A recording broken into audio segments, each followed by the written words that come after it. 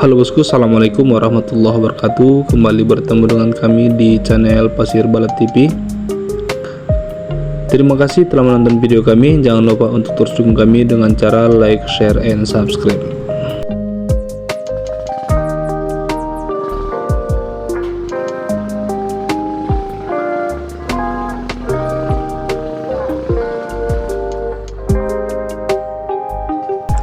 Baik bosku, jadi video kali ini kita rekam saat setelah istirahat di siang hari, kira-kira pukul 1:30 sampai pukul 2 siang.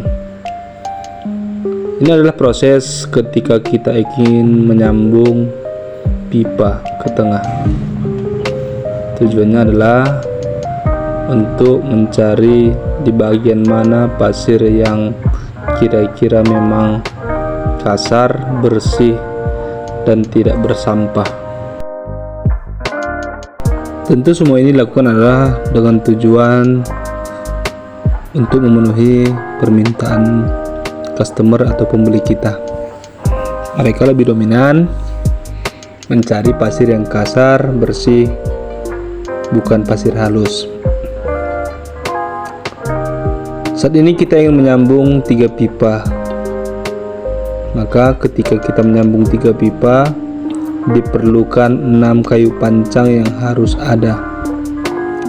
Proses yang paling gampang untuk membawa ke mesinnya itu adalah dengan cara dilangsir dan berjalan di atas pipa seperti ini.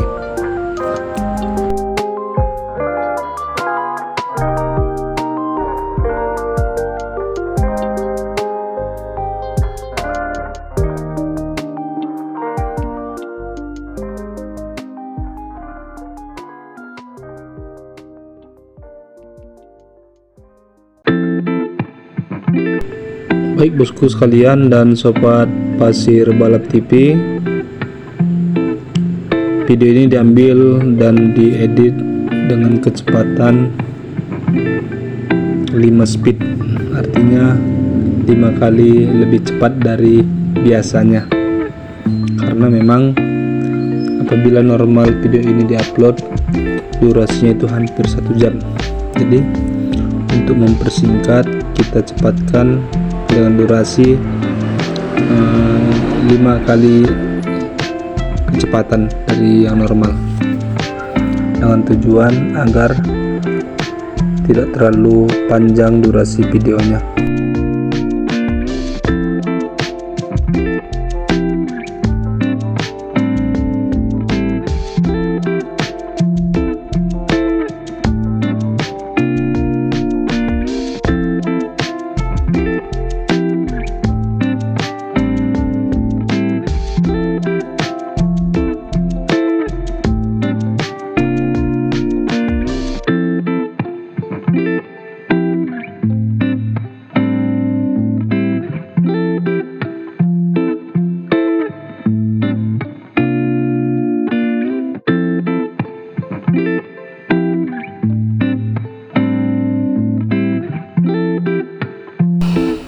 Seperti yang saya jelaskan di video sebelumnya, proses penyambungan pipa yang pertama kita lakukan adalah ambil pipa yang hendak disambung, kemudian sambungkan menggunakan karet, kemudian press dengan kayu dan tali. Setelah itu baru dipasang pancang selanjutnya, begitu seterusnya sampai berapa pipa yang ingin kita pasang.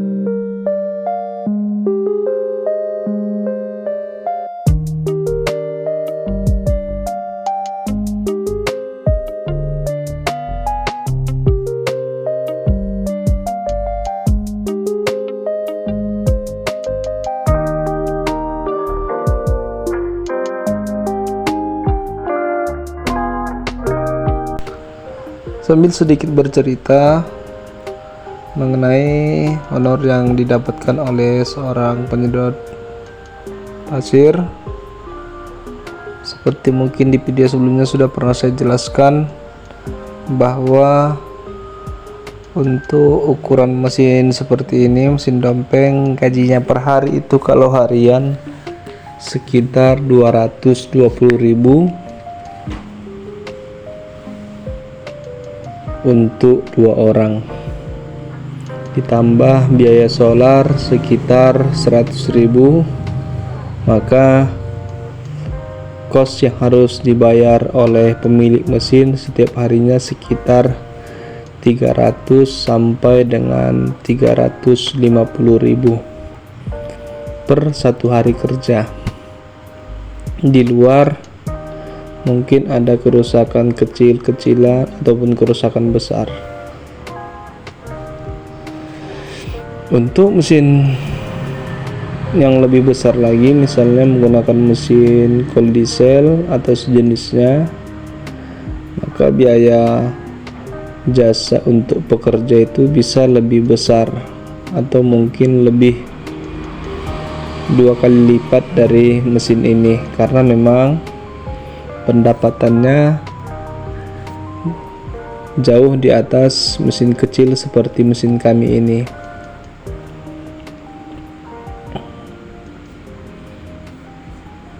Tergantung bagaimana kesepakatan antara si pekerja dengan juragannya, apakah hitung harian atau hitung meteran per meter kubik. Jadi biasanya untuk di daerah kami ini gaji untuk tukang sedot pasir itu sekitar 8 sampai dengan 10.000 per meter kubik.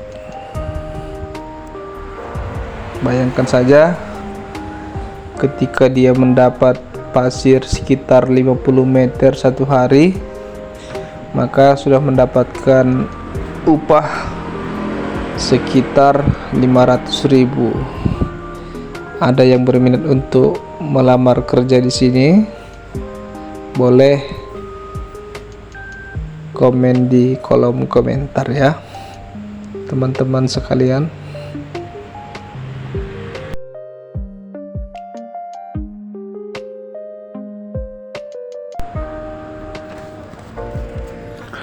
Kemudian apa saja sih kendala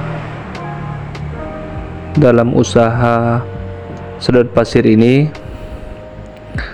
Saya yakin di setiap usaha itu pasti ada kendalanya, baik di sektor perkebunan, perdagangan, peternakan dan lain sebagainya, termasuk usaha dalam berdagang pasir ini. Terkadang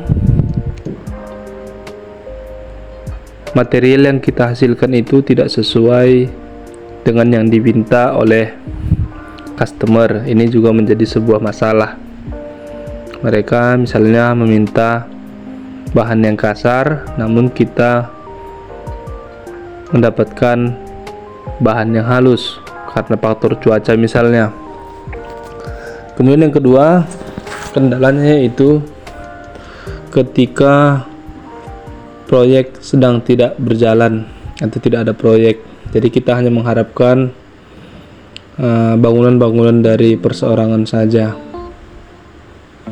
maka ini sangat berdampak terhadap kita, karena memang pada dasarnya ketika proyek sedang berjalan, apalagi proyek pemerintah, maka biasanya mereka tidak pandang bulu bagaimanapun kondisi pasir kita, asal ada saja mereka akan angkut terus. Kemudian kendala yang ketiga yaitu kebetulan memang di daerah kita ini pencarian manusia ataupun orang itu terbesarnya yang pertama yaitu penghasilan dari sawit dan karet. Ketika misalnya harga sawit anjlok, maka mereka akan mulai mengesampingkan pembangunan biasanya ya. akan mengesampingkan pembangunan dan lebih memilih untuk tidak membangun dulu dan lebih mengutamakan hal-hal yang lain, misalnya membayar kredit mobil dan lain sebagainya daripada membangun.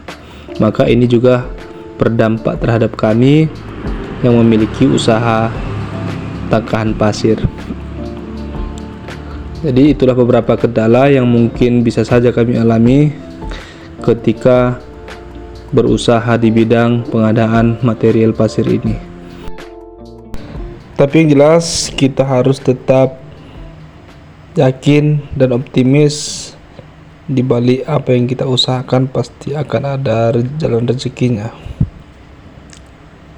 Semoga video ini menambah wawasan dan motivasi sedikit kepada kita. Demikian video kita kali ini, karena memang mesin pun sudah hidup dan berjalan. Assalamualaikum warahmatullahi wabarakatuh.